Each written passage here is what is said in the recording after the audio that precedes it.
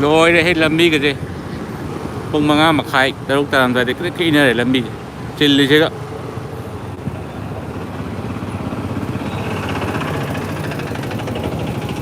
ꯂꯝꯕꯤꯅꯒ ꯅꯨꯡꯉꯥꯏꯕꯅꯦ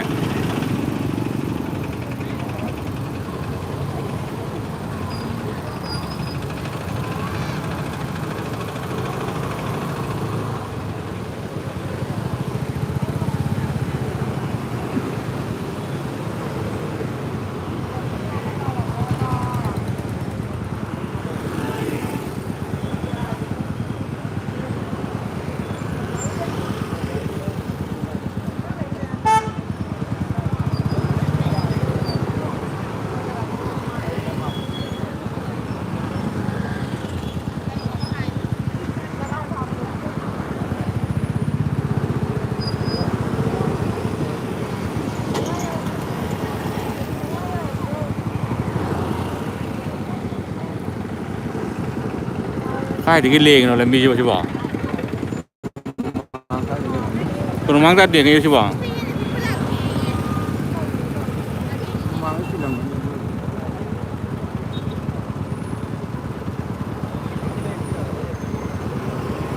ꯂꯝꯕꯤ ꯈꯨꯆꯤꯟꯁꯦ ꯕꯦꯔꯥ ꯇꯥꯏ ꯁꯤꯗꯤ ꯅꯥꯃꯟ ꯆꯠꯁꯦ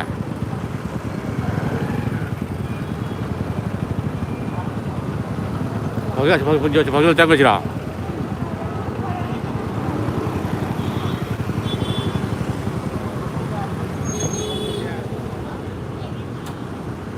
ꯂꯣꯏ ꯂꯦꯡꯉꯦ ꯁꯤꯗꯤ ꯀꯣꯅꯨꯡꯃꯥꯡꯒꯁꯦ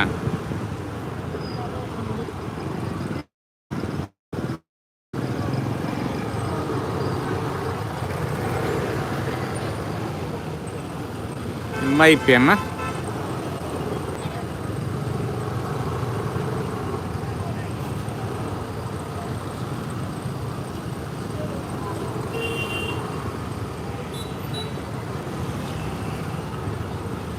ꯈꯪꯗꯦꯕ ꯁꯤ ꯀꯅꯥꯃꯝ ꯃꯌꯥꯁꯦ ꯂꯝꯕꯤꯁꯦ ꯂꯦꯡꯉꯝꯗ꯭ꯔꯦ ꯁꯤꯗꯤ ꯑꯍꯥꯟꯕ ꯊꯣꯛꯂꯛꯄꯅꯦ ꯑꯩ ꯃꯃꯥꯁꯨ ꯂꯩꯔꯝꯃꯦꯅꯦ ꯅꯥꯃꯟꯁꯤꯗ ꯄꯜ ꯂꯩꯔꯦꯅ ꯀꯣꯅꯨꯡꯃꯥꯡ ꯁꯤꯡꯖꯃꯩ ꯆꯠꯀꯦ ꯇꯧꯕꯗ ꯅꯥꯃꯝ ꯇꯦꯛꯀꯤ ꯒꯣꯂꯥꯏꯁꯤꯗ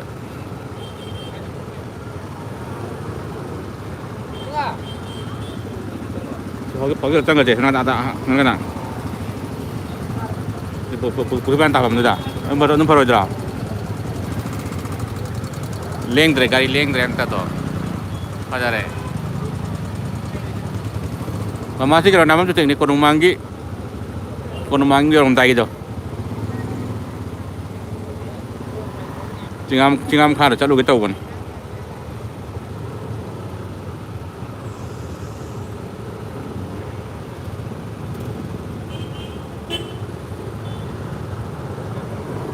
ꯂꯝꯕꯤꯒꯗꯤ ꯍꯥꯏꯟ ꯄꯤꯔꯅꯨ ꯍꯥꯏꯔꯤ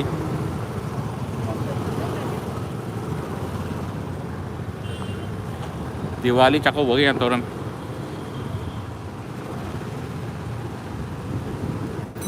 ꯐꯔꯕꯖꯥꯠꯅꯤ ꯈꯣꯡ ꯆꯠꯄꯅ ꯒꯥꯔꯤ ꯑꯆꯧꯕꯒ ꯆꯠꯂꯗꯤ ꯂꯣꯏꯔꯦ ꯎꯄꯥꯏ ꯂꯩꯇꯦ ꯂꯦꯡꯉꯝꯗ꯭ꯔꯦ ꯕꯖꯥꯔ ꯌꯧꯕꯗ ꯄꯨꯡ ꯑꯃꯨꯛꯀ ꯆꯠꯂꯅꯤ ꯁꯤꯅ ꯄꯨꯈ꯭ꯔꯤ ꯃꯄꯥꯟ ꯅꯤꯡꯊꯦꯝ ꯄꯨꯈ꯭ꯔꯤ ꯃꯄꯥꯟ ꯑꯃ ꯐꯥꯎꯖꯤꯜꯂꯒꯦ ꯁꯤ ꯑꯃꯨꯛ ꯆꯤꯜꯂꯝꯃ ꯇꯣꯛꯑꯦ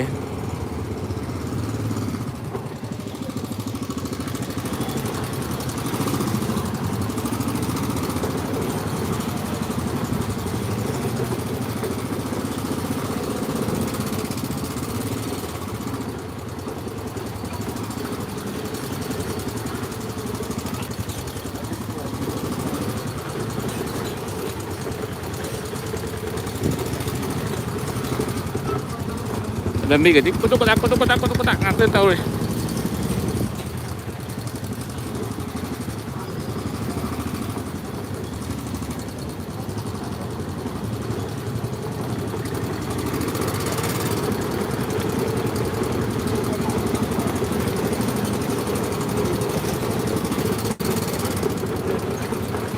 ꯂꯝꯕꯤꯁꯦ ꯑꯅꯩꯕ ꯂꯝꯕꯤꯗꯣ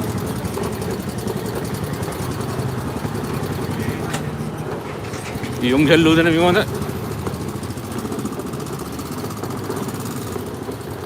ꯅꯤꯡꯊꯦꯝ ꯄꯨꯈ꯭ꯔꯤ ꯃꯄꯥꯜ ꯌꯧꯔꯛꯀꯗꯧꯔꯦ ꯔꯥꯝꯖꯤ ꯄ꯭ꯔꯚꯨꯒꯤ ꯃꯅꯥꯛꯇ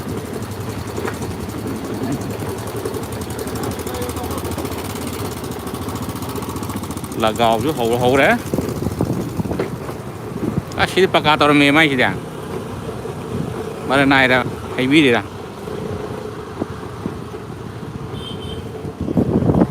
ꯂꯦꯡꯊꯦꯝ ꯄꯨꯈ꯭ꯔꯤ ꯃꯄꯥꯜ ꯀꯨꯏꯔꯕ ꯇꯨꯡꯗ ꯂꯦꯡꯊꯦꯝ ꯃꯄꯥꯜꯁꯦ ꯐꯥꯎꯔꯛꯏ ꯁꯣꯝ ꯅꯥꯀꯟꯗ ꯔꯥꯝꯖꯤ ꯄ꯭ꯔꯚꯨ ꯂꯩꯍꯧꯔꯦ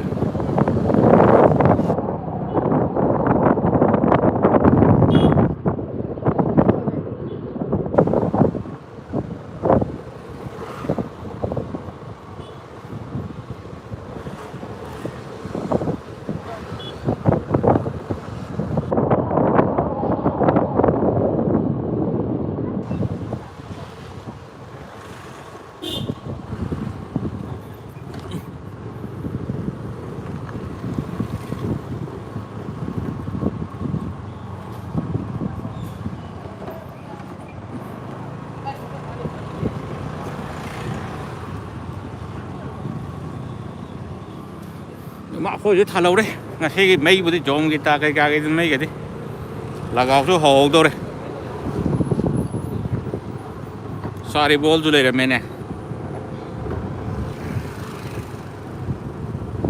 ꯂꯨ ꯄꯤꯕꯒ ꯂꯣꯏ ꯀꯥꯎꯔꯦꯗ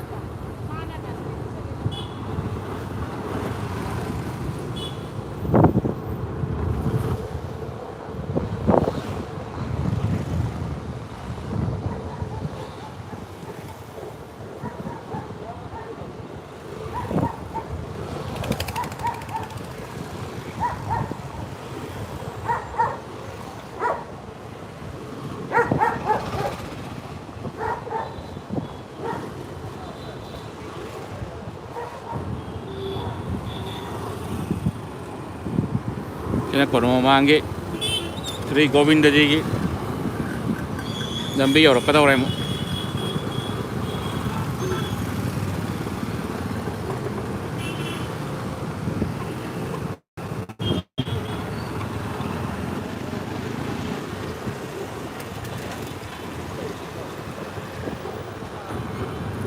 lore uful di fajare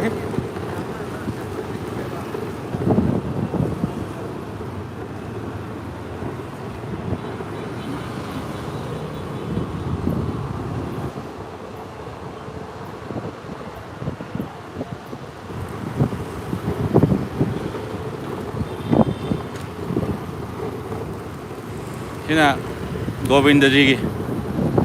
Govindaji ki get lai ra panung to Govindaji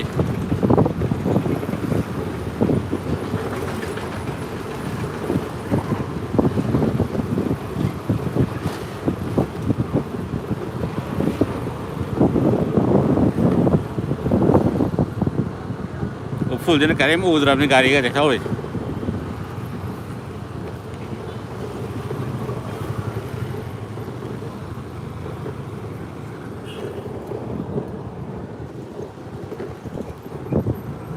police में आगे चेक करता हो रही सीने करीब आया boat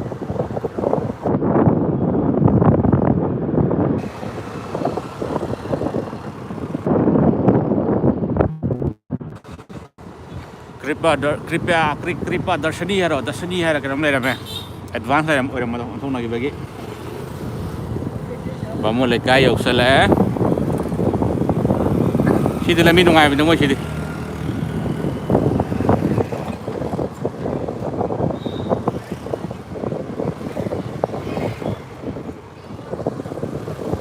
mà phải ăn mà thằng trên này bị cái cái phải đi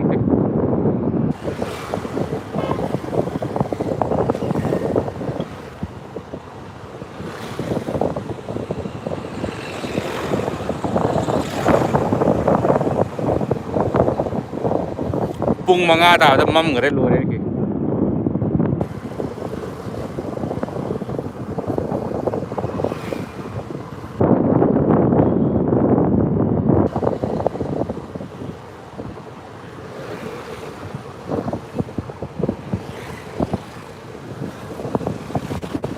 advance hospital na una puto kripa darshini ki haidoknaraga saunaraga punaraga yanada bairam taraga kono hodorokki advance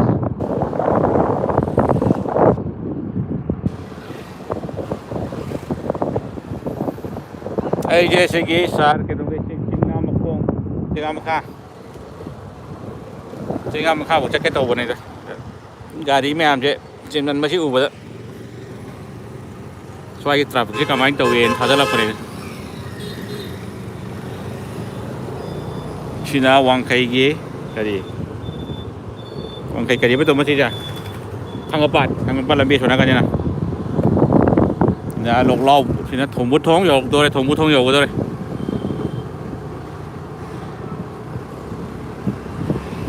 lambi na kana ba sit na le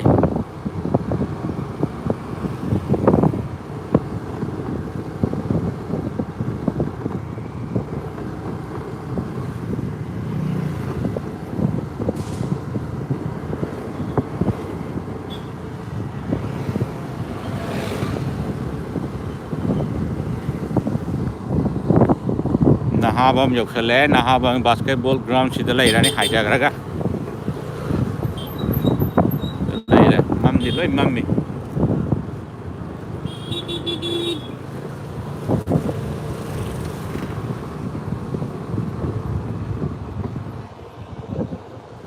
khoi Dubai gi maram da maram wani choi je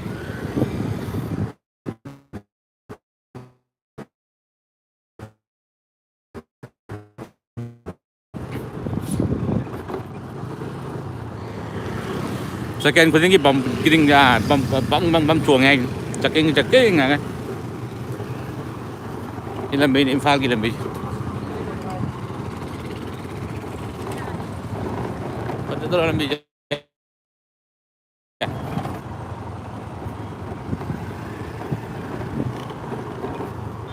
môi nam kom yok sala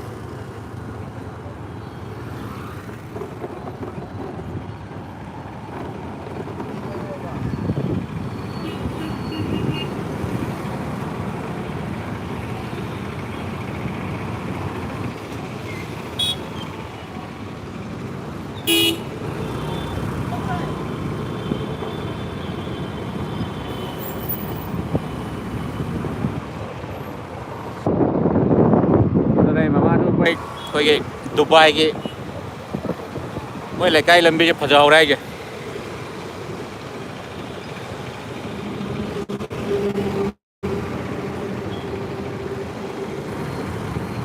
Maryland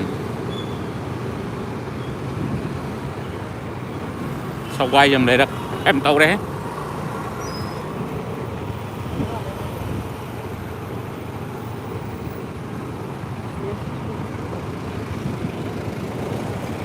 cho nên KFC lộc lao bún thong cái KFC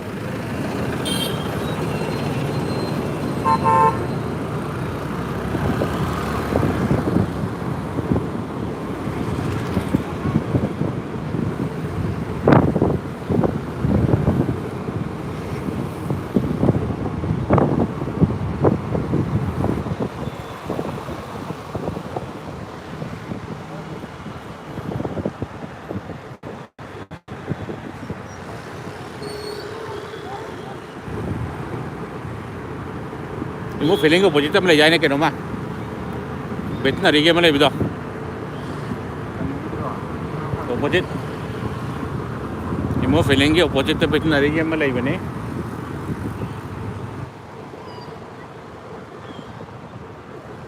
machu tare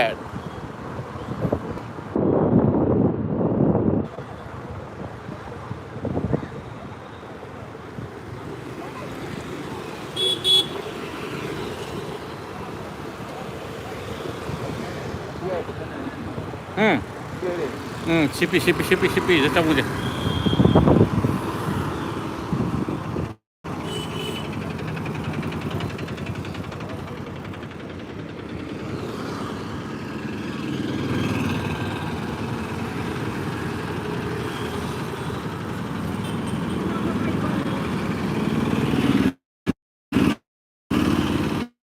boleh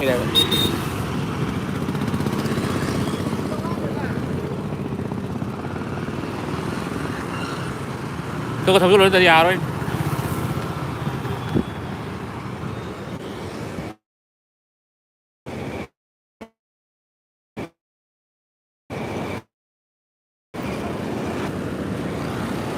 tông thì ta gula lâu lạc này cháu gula lâu lạc này cháu gula này cháu gula thì quay cái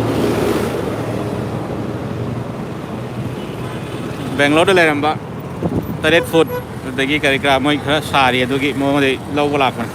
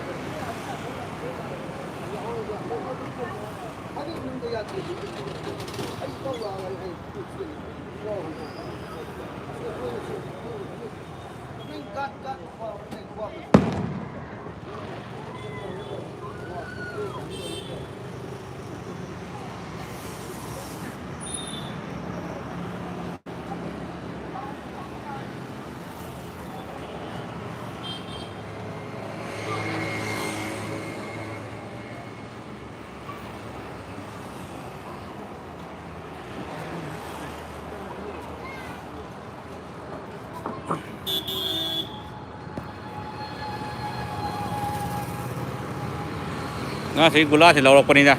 Bagi cahau gula. Cahau wholesale lauk pani dah. 140 pi bedo. 110 lauk pani na muka. Hong na raga.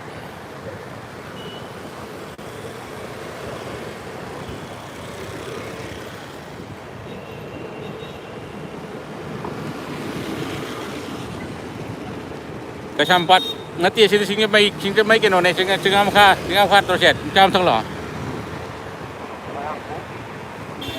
Jahau gula lorok pak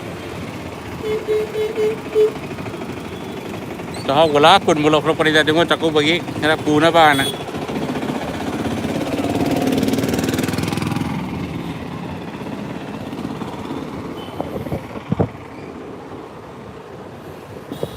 Taret foto lo cái tàu này taret foto hai vài khá là vậy taret đồ mà chỉ làm cái lạp đấy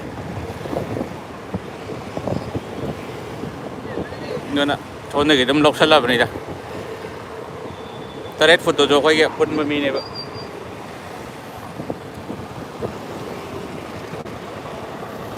Bangalore tôi lấy mà kamu ngạc tên taret foto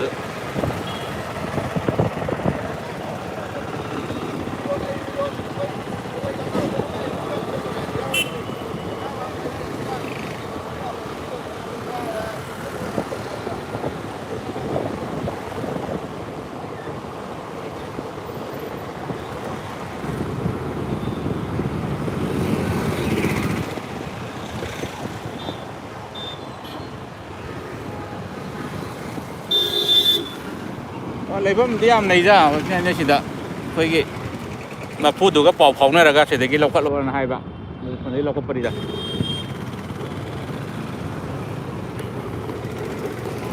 mà itu maka top tông chắc cái đầu top the factory rồi bạn top the factory rồi vậy đó nè chắc bên ngoài rồi bạn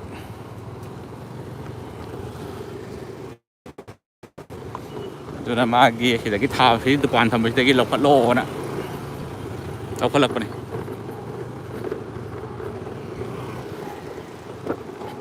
hầu đây là mi chấm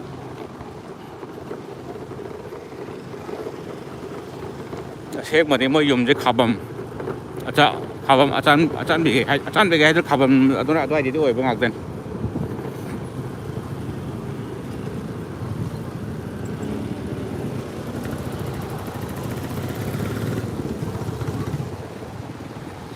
เอาบุกสุดละเอ็นนะ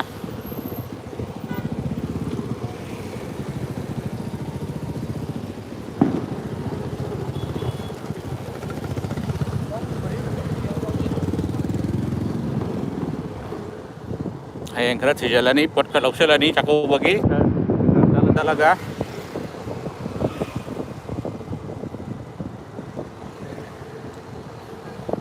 abok cingam deh cingam khada tu dah mau feeling gi opposite dah ada kita lu bani dah sang gula cahau gula lo kalau bakra ada yum lom dah mau han bahau deh advance han thar le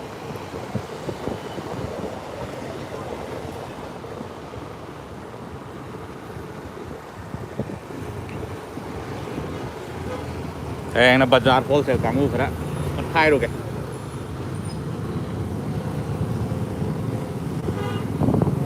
nằm bị tàng khai mà quả lá sa đấy tàng khai mà quả lá sa đấy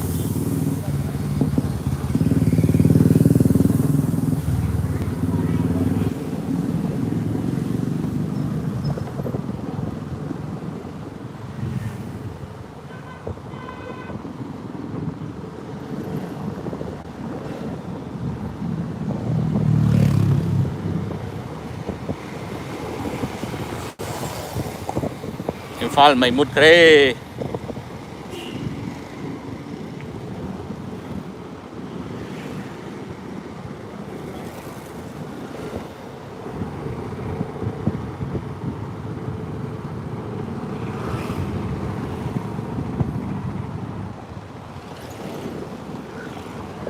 be Malaysia bi fa đấy mane lạc tới kampung bên đây chỗ lộc đó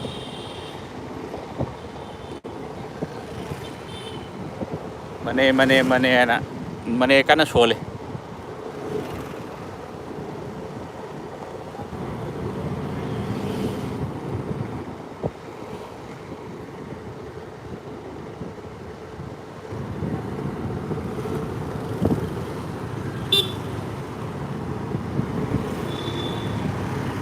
yum su yok felak dia felak ka daw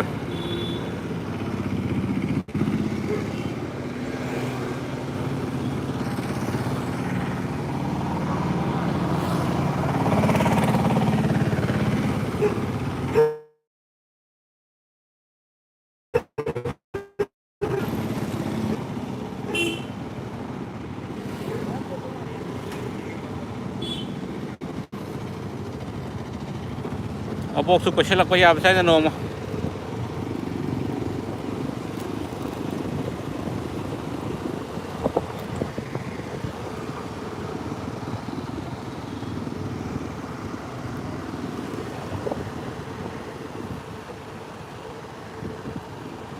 abok ko din nung daw wala may yo good night thao đấy đồ đấy nung nó paket nó thai này Govinda ji mo yok sele Govinda ji may mam le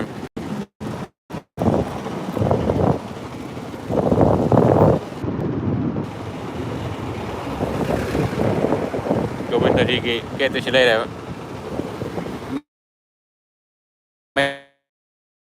ya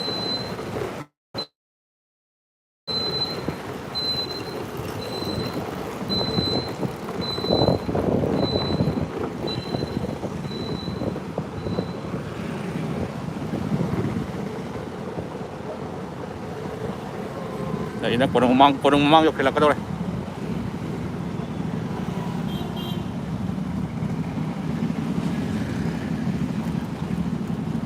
số mi chỗ lại nè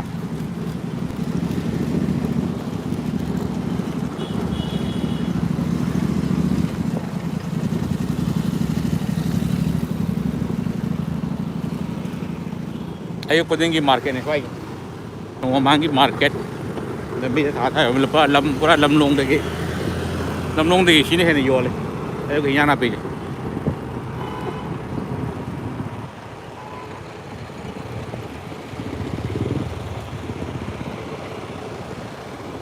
Hao hang thong daro.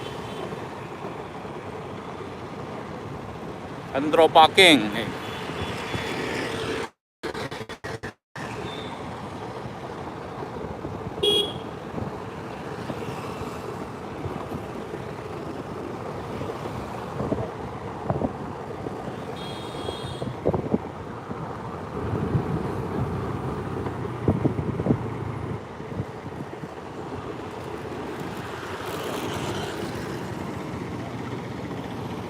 Đã bị chuyện bao hậu ra mà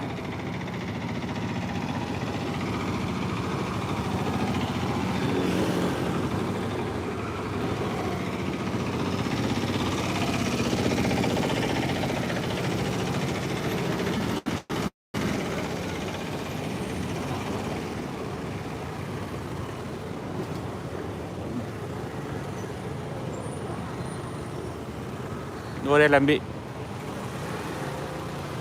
cái này là bị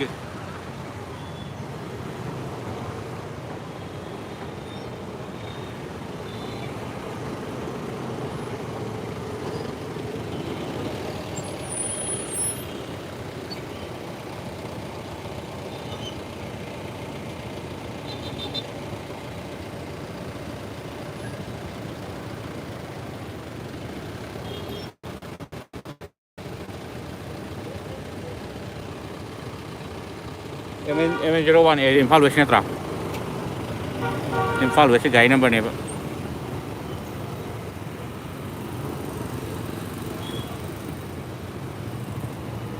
sector nung sa loi le ho re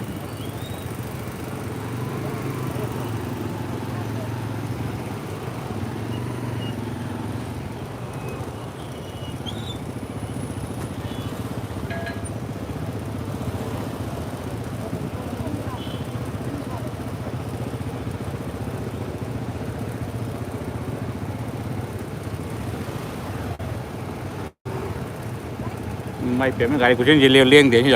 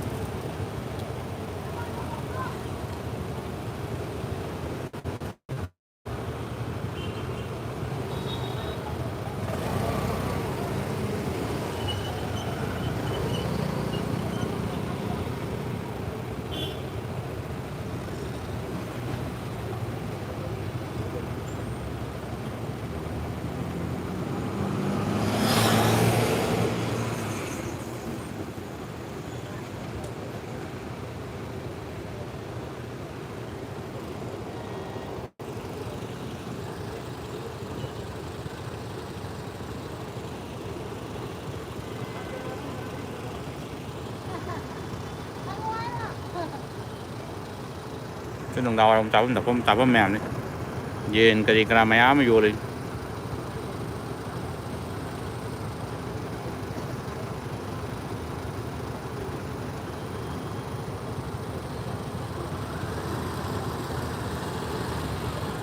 cái kiện rồi mấy em thả đi chính là tắp tay nè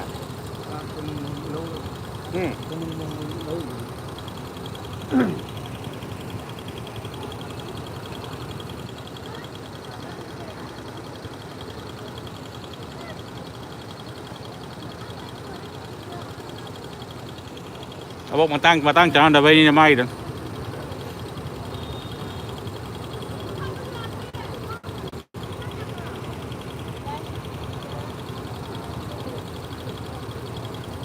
Mai dah.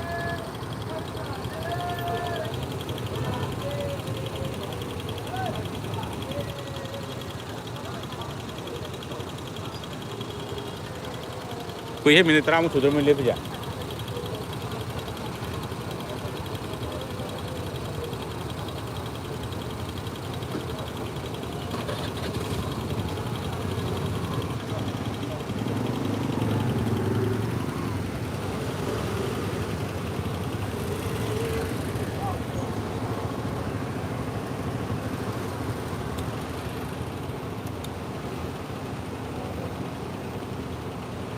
บอกก็ไปกดนกพมดูพมในฟังตะไคร้กอยนี่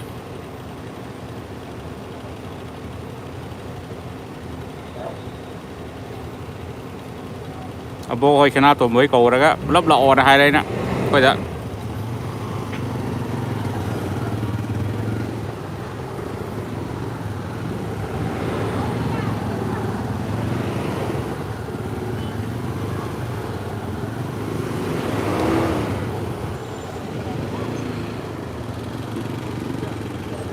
มวยเก่าเลย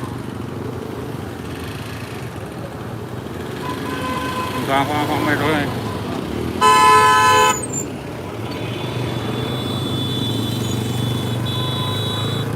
ก็tanggal itu sih lah tanggal terus ya tanggal di stasiun Ponomang traffic point signal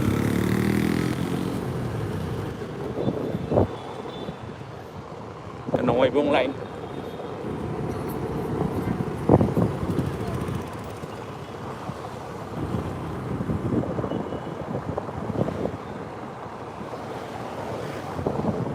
abo cái number đây kia các bạn number di pinag ke lagi sunu para kadi sanato madu te pinag te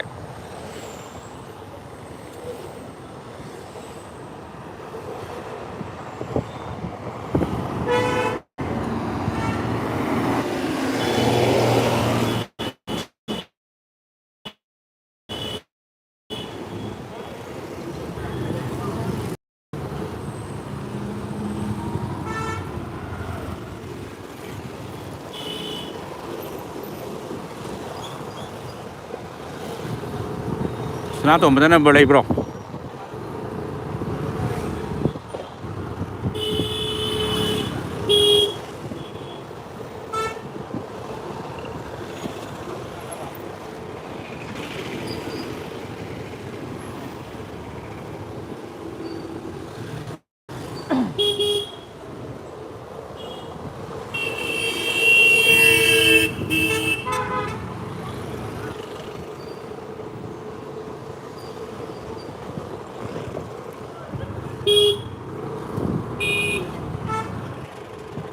Gue lagi cek kamai popong rồi cho tôi nó lù rồi đi nè nông mây bung dọc sợi lẹ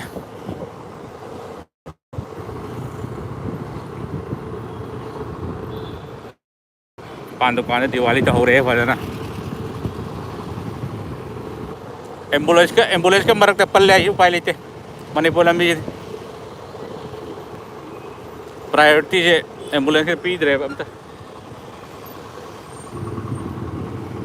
Hong दबाई रात खंग रहा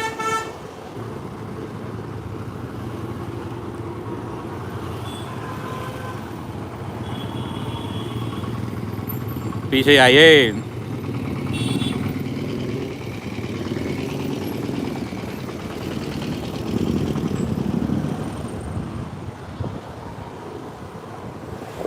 bây là có hối được ngã đấy hối nó gì nông chắc xả thua ngã thà đấy này nếu mình quên cái gì lúc à trong quan trục mang phần thua á cô mà xuống nhau với nhau đi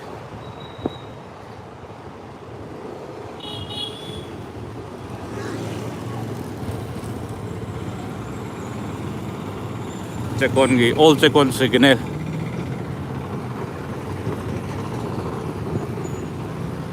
phải là cái lên mi cho phải là bên ngoài bên này cứ được sau con thâu ra đi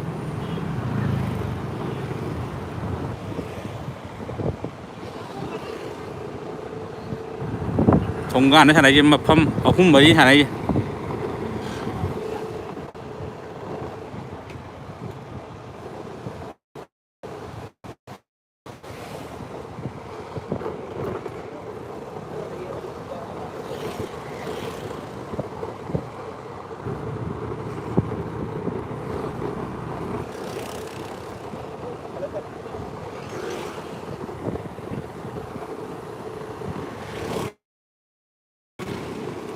full là gần nání để xí phải làm gì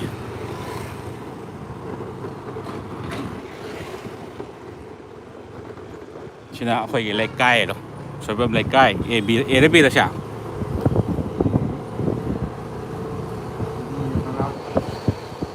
dùng gì học sala vậy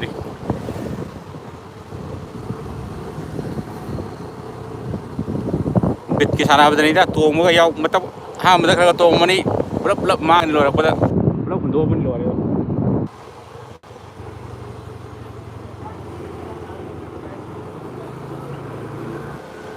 ꯍꯧꯗ꯭ꯔꯤ ꯉꯥꯏꯍꯥꯛ ꯋꯥꯠꯂꯤ ꯃꯥꯜꯂꯤ ꯃꯥꯏꯁꯦ ꯍꯧꯔꯕꯣ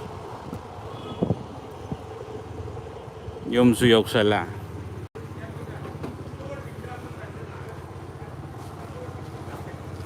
ꯁꯣꯝꯗ ꯍꯧꯂ ꯁ꯭ꯋꯥꯏꯗ ꯂꯒꯥꯎ ꯑꯍꯨꯝ ꯃꯔꯤ ꯇꯧꯔꯛꯑꯅꯤ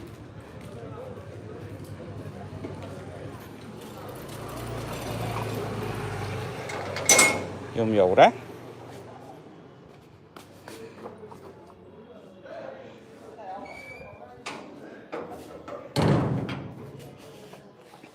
ꯍꯨꯏꯁꯦ ꯆꯠꯂꯅꯤ ꯀꯥꯏꯔꯥ ꯀꯥꯏꯔꯥ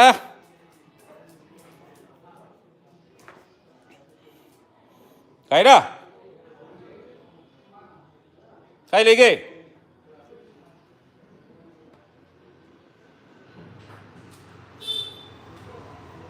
ꯆꯤꯜꯂꯣ ꯂꯥꯛꯑꯣ ꯁꯤ ꯂꯥꯛꯑꯣ ꯃꯅꯨꯡꯗ ꯂꯥꯛꯑꯣ ꯁꯦ ꯅꯣꯛꯑꯒ ꯂꯥꯛꯏ ꯌꯦꯡꯉꯣ ꯅꯣꯛꯑꯒ ꯂꯥꯛꯏ ꯌꯦꯡꯉꯣ ꯀꯩꯒꯤ ꯅꯣꯛꯏꯅꯣ ꯈꯨꯂꯥ ꯂꯧꯔꯨꯕꯗꯣ ꯍꯥꯏ ꯇꯧꯔꯕꯦꯝꯃ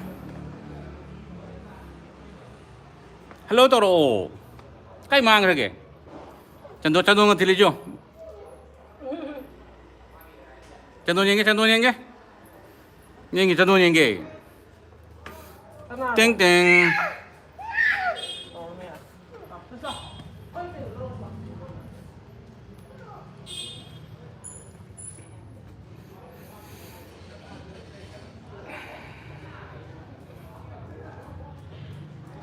ꯂꯥꯛꯑꯣ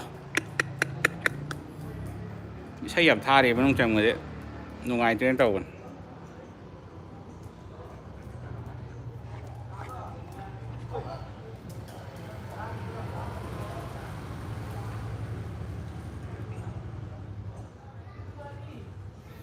ꯏꯁꯩ ꯑꯝꯇ ꯃ꯭ꯌꯨꯠ ꯊꯝꯃꯨ ꯏꯁꯩ ꯑꯝꯇ ꯃ꯭ꯌꯨꯠ ꯊꯝꯃꯨ ꯏꯁꯩ ꯑꯝꯇ ꯃ꯭ꯌꯨꯠ ꯊꯝꯃꯨ ꯃ꯭ꯌꯨꯠꯇ ꯊꯝꯃꯣ ꯇꯤꯚꯤꯗ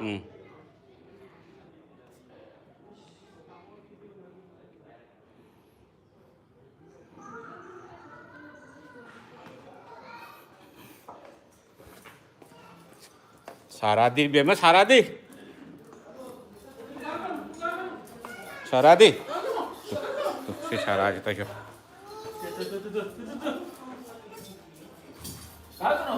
लमजिन जे में थूक रहा बढ़िया कुदुक चेंगे तो इधर कहाँ क्या है रो कुदुक चेंज गया ना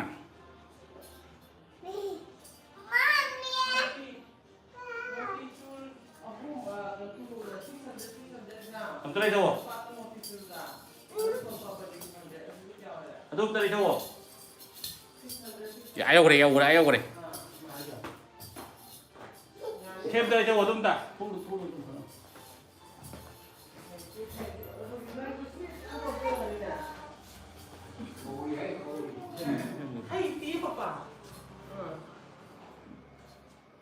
tuh, memang yang canduan yang ke?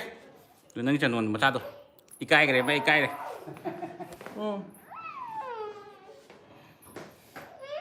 Sao vậy đó?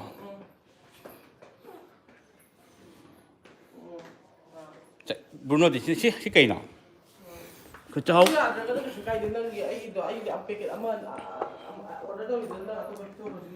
Tuh, cháu gula.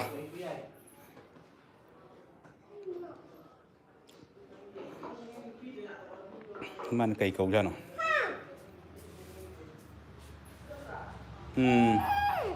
bay vào hay rồi không sao biết thằng biết thằng pura biết pura tu pura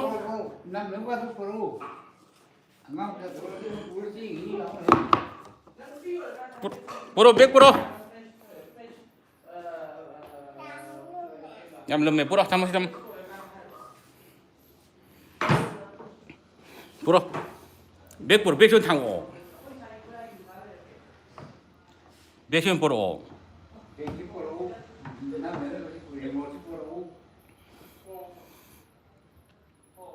백 불어, 백 불어. 친구, 친구, 친구, 친구.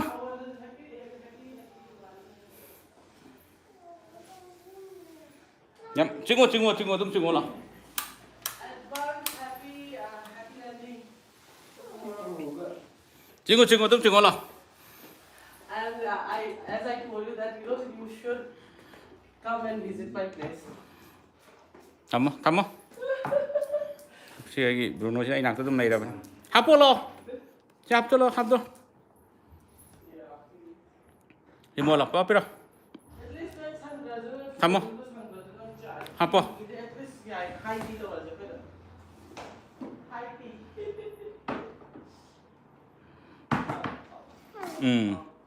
Hấp cho lo. Nanti number hấp cái bên này.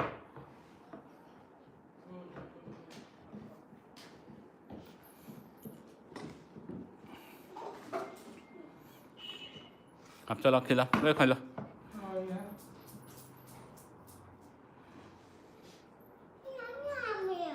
Nhầm nhầm kẹt gì, mà xin thí tôi này cô nào. Hấp cho lo, hấp cho lo.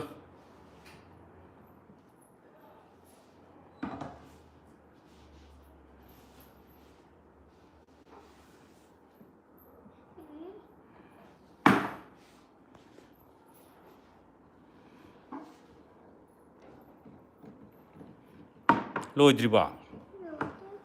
Kẹt xuống à?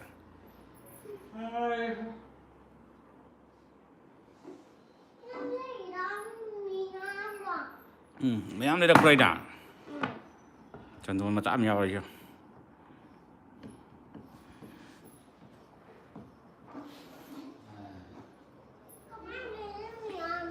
chứ. Kamai lên mấy em nào. Chandraba.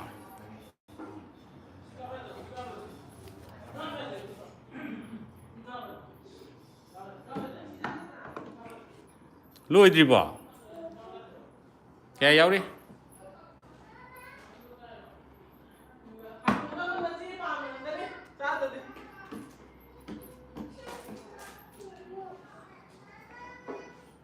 Lôi đi bỏ, kẻ xuống đã. Mấy em nhầm rồi.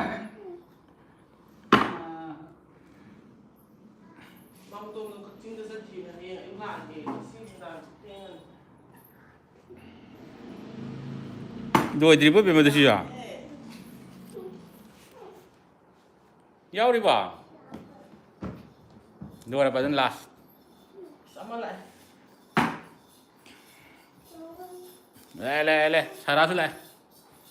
Tani, bay về đi, bay về đi, bay về, chắc chứ. Mà xin tiếp con tôi kẹt thôi. 1, 2, 3. If you 1, 2, 3, if you 1, 2, 3 sao? Cái này không? Cái này.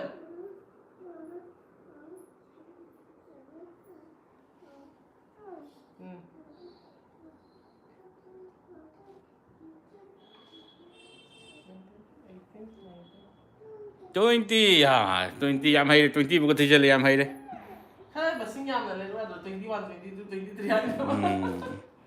Khẩu cái hộp tôi bạn, nếu mà cái gì đó, cho hậu của lão, hay đâu?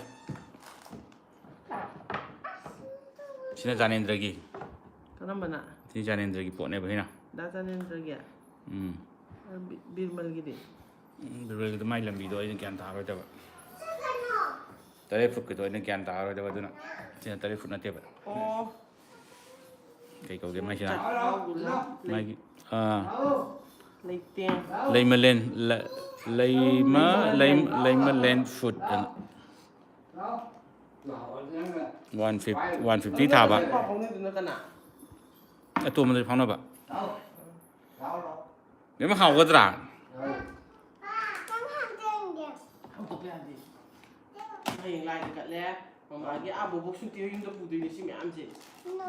Donat चार के रम करना donat hang biu ला अब जो तो जो